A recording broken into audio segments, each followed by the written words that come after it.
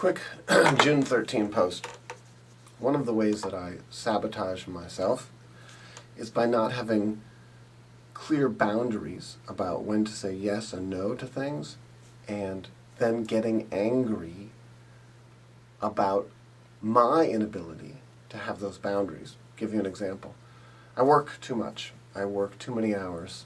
I take on too many responsibilities. I don't have free time. And in the industry in which I work, there are myriad details that need to be taken care of that make my work week into an 80-hour work week. I need to set boundaries. It's up to me to set boundaries. But because my brain operates the way it does, and because I am very much a person who thrives on or exists on positive reinforcement and sees a very, very distorted view on the negative side, if I'm not working 80 hours a week, if I try to set boundaries and in that process of trying to set boundaries, what ends up happening is I use anger and negativity as a way to set the boundaries. It's almost like a child would do. You know, a child who's 8 or 9 years old, as a way to create a boundary, might create a riff or a fight because that conflict creates the boundary, right? So that a child who is is having difficulty in a classroom setting with regard to mathematics might snap his pencil and pound, throw something on the floor as a way to get punished so that he no longer has to do mathematics. I do the same thing, and I'm almost 50 years old. I just got an email about yet another detail for a soccer league of the many in which I'm coaching that it's too much. I have too many things on my plate.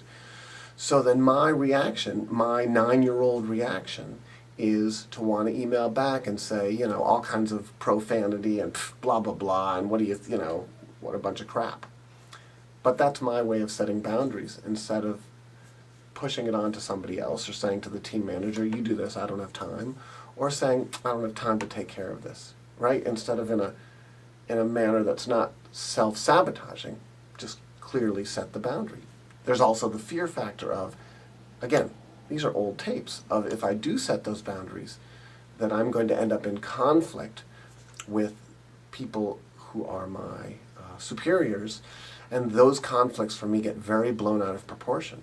Having a conversation in which my boundary setting or my work ethic or whatever it is called into question puts me into a tizzy, into a tailspin, and then I sabotage myself by overreacting to that, and becoming just like I may have when I was 10 or 11 years old. So the self-sabotage comes from not oftentimes being able to step back, set a clear boundary with regard to my life, and as my brain is doing what it did 40 years ago to set those boundaries, to be able to recognize that and say, oh yeah, that's how I dealt with these situations when I was 10, but now I'm 49. I need to deal with them in a more mature fashion. Anyway, that's all I got. Bye.